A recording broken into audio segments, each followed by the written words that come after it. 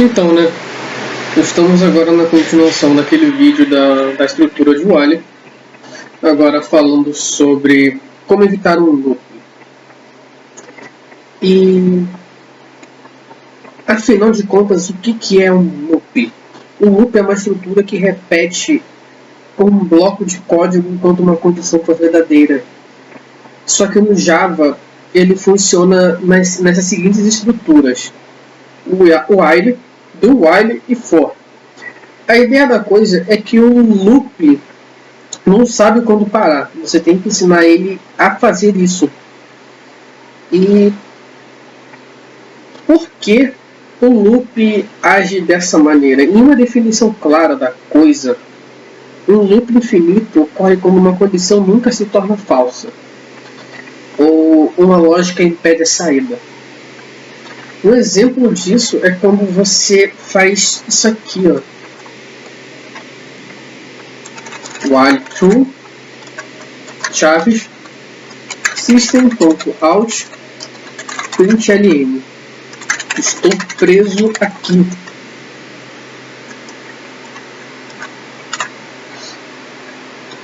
E por que isso acaba acontecendo? Quer ver? Ele vai printar isso várias e várias vezes, tá vendo? É porque o loop ele não sabe quando parar, você não deu um comando de pausa para o loop. Então ele vai agir de forma desordenada, de forma infinita. Ele não tem uma base, uma pré-definição lógica para evitar isso. E por que isso acaba acontecendo? Isso não é um erro de sintaxe. O Java executa tudo que a gente escreve perfeitamente. Então o bendito do problema é a lógica. Às vezes o compilador, a IDE, confia demais na gente. E isso aqui é um grande problema. O fato da interface do IDE confiar muito em quem está digitando. Porque, como eu sempre digo, o ser humano comete erro. Se o ser humano comete erro, logo é de se esperar que isso aconteça em falhas. E a anatomia de um loop, a parte que eu não vi ninguém explicar, é que todo loop saudável ele tem três partes essenciais. Ele começa com int,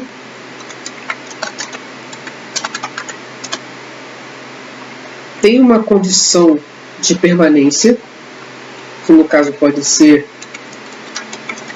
10. Isso aqui é só exemplo, tá, gente? Vou até colocar aqui o comentário de múltiplas linhas para poder exemplificar melhor o que eu estou tentando dizer aqui, ó. Int vale 0 e agora vale 10. E ele tem um progresso de direção ao fim, que no caso é o nosso incremento. O nosso incremento, ele é o progresso, ele é uma luminária para o fim. Então acaba que esse código aqui completo, ele funcionaria dessa seguinte forma: int igual a 0, que desce aqui, coloca o nosso while, chaves, system.out, println e mais, incremento, ponto e vírgula. Vamos ver o que vai para agora? Vamos ver? Aqui, ó, ele parou no 9. Era para ir até o 10, mas o Java ou qualquer outra linguagem de programação, ela sempre começa no 0 e vai até aqui. Mas como eu já falei para vocês antes, eu não explico muito dessa parte, tá bom? Mas eu já falei aqui, que é a seguinte: o Java, quando ele termina, ele não termina obrigatoriamente no 10. Ele vai até 11. Então, vamos fazer um teste? Vamos meter aqui o 11 e ver se o Java vai até o 10. O Java foi até o 10. Tá vendo?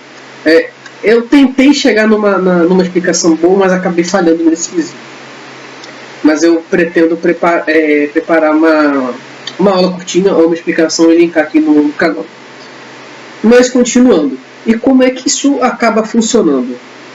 O i começa em 0 e cada valor e cada volta ele cresce mais lá ele. Eventualmente o 0 acaba virando false porque ele atinge a numeração limite. E o loop ele termina.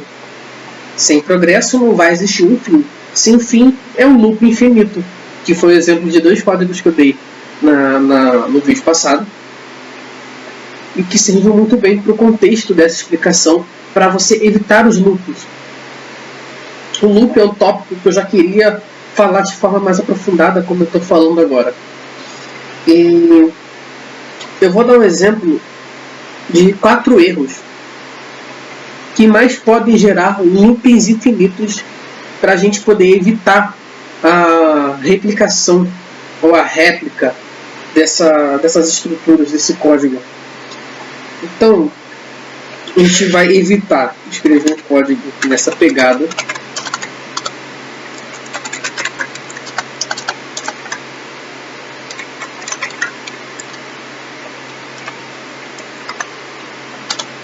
System out print padding n. E por que a gente tem que evitar? Porque o i ele não está aí. O i ele nunca vai mudar. Quer dizer, o incremento ele não está aí, ele nunca vai mudar. E a condição nunca vai ser falsa. Então isso vai ser um loop gigante. E a correção para a gente fazer isso aqui é literalmente adicionar o i++, para evitar esse loop. E a condição 2 ela segue praticamente o mesmo padrão. Ela vai seguir o mesmo padrão, mas eu vou escrever o código aqui para vocês poderem analisar bem de forma mais coerente com o que eu quero explicar. O erro 2 é uma condição lógica mal pensada. E o que seria uma condição lógica mal pensada? Um exemplo de uma condição lógica não pensada ou mal pensada é a seguinte.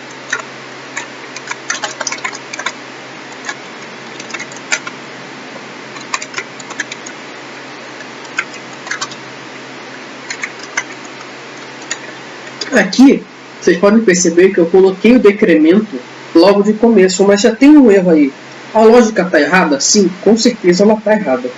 O x nunca será maior que o 0 ou menor que o 20. E essa condição acaba sendo imortal e aí que acaba gerando mais um loop infinito. E a correção para a gente fazer isso aqui seria simplesmente alterar isso aqui para isso aqui. Coisa que eu também já mencionei no primeiro vídeo que eu fiz aqui no canal e está até no comentário, se não me engano, fixado, tá bom? Mas eu pretendo recorrer a uma explicação melhor sobre isso mais à frente. Enfim,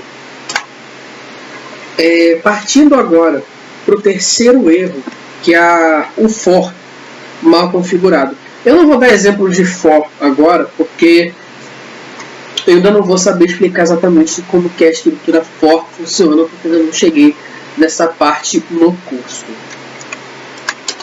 E ressaltando, eu estudo por fora, anoto, faço um roteiro, faço uma sintetização do conteúdo e por fim eu gravo um vídeo para fixar ainda mais o conteúdo dentro do meu cabeçote.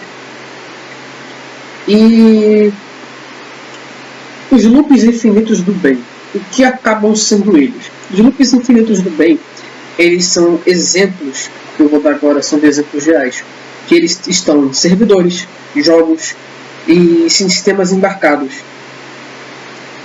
A condição ela é infinita, a saída é controlada e existe uma possibilidade de fuga. Um loop infinito sem saída é uma prisão. Um loop com saída é vigilância contínua. Então a gente tem sempre que se atentar em deixar o loop sair por algum canto ou controlar ele da melhor forma. E um exemplo que eu vou dar agora para vocês é o exemplo do vídeo passado, daquele código um pouquinho grandinho sobre os tipos de contagem. E ele vai ter o que? Ele vai ter requisições, validação.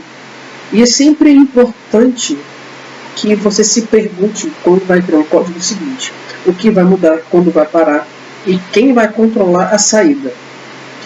E para finalizar, quer dizer, para finalizar entre muitas aspas, é importante a gente ressaltar que o System Out Print é uma lanterna e o debugger da IDE é o raio-x. Então é sempre bom se atentar nesse requisito. Então vamos lá e vamos escrever código, mas com uma lógica mais coerente, com uma lógica mais certa, porque aquele ali também foi um pé para falar sobre a estrutura do looping e como poder evitar ela. A gente vai começar aqui com o System Out Print ln contar de 1 até 5. A gente vai colocar 2 pontos. É sempre bom a gente também ter uma boa ideia de como ele vai ficar ao final de cada print, para a gente manter tudo bem organizado. Mesmo que a gente só esteja estudando essa ideia agora, é bom a gente manter tudo bem organizado. Quando eu digo organizado, eu vou até fazer isso agora também, porque eu falei para vocês fazerem isso e eu não estou fazendo, que é comentar no começo de cada diferencial de um bloco de código. Então aqui eu vou colocar contagem básica. A contagem básica ela vai ser só de contar de 1 até 5. Então agora a gente vai colocar o nosso while contador 1, 5. Ele vai contar até 5. E a gente vai colocar o print System Out Print ln contador. Vamos colocar também aqui, a gente usar a nossa variável do contador 1, contador 1 mais.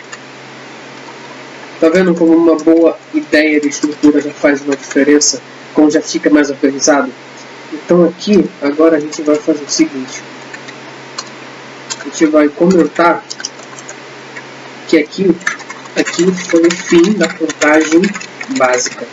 Aqui foi o fim da contagem básica, vamos rodar o código e ver ele funcionando. Contar de 1 até 5, contador 1, 2, 3, 4, 5.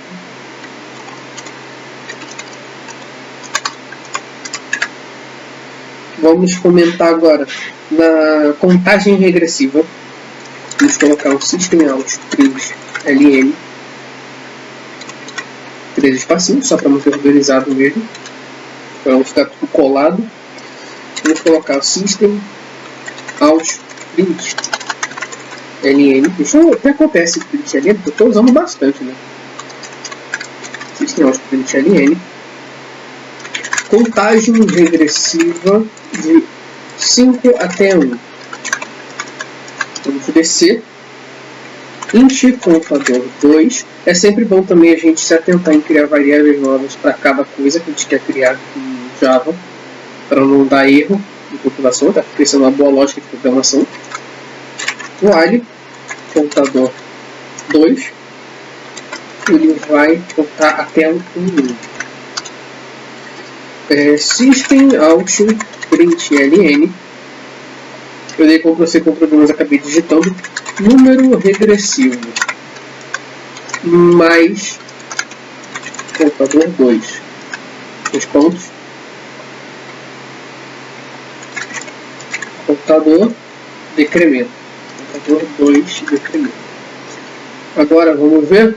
Vamos testando. Tá vendo? Começou em 5, foi 5, 4, 3, 2, 1. Agora a gente vai fazer, vou até comentar aqui, esse aqui foi o começo da contagem regressiva. Começo da contagem regressiva. Opa! Fim da contagem regressiva. E aqui embaixo a gente vai colocar o nosso... Vamos usar o nosso print que eu acabei de colar aqui? Não dá, né? Soma os números de 1 até 10. Obedecer. Int contador 3 igual a 0.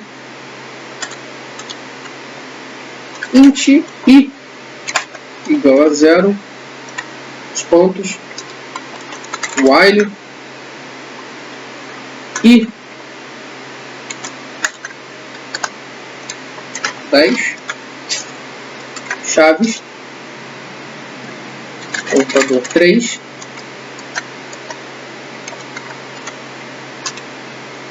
e mais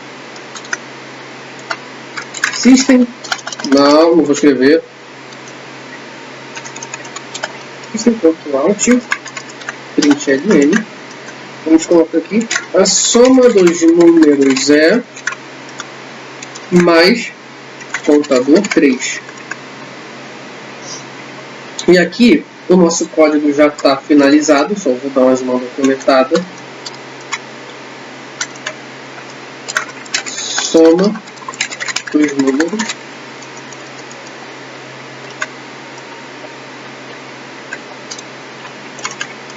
e da soma dos números. Vamos ver? Tá vendo? A diferença desse código para aquele código que a gente usou no vídeo anterior. Esse código está com uma lógica bem feita. Esse código está bem estruturado. Sendo que agora ele não está rodando infinitamente porque a gente programou tudo dentro do while, colocando todos os parâmetros para não ser um loop. Mas a gente também tem que tomar cuidado ao usar demais os nossos incrementos e decrementos. Nós temos que nos atentar a isso.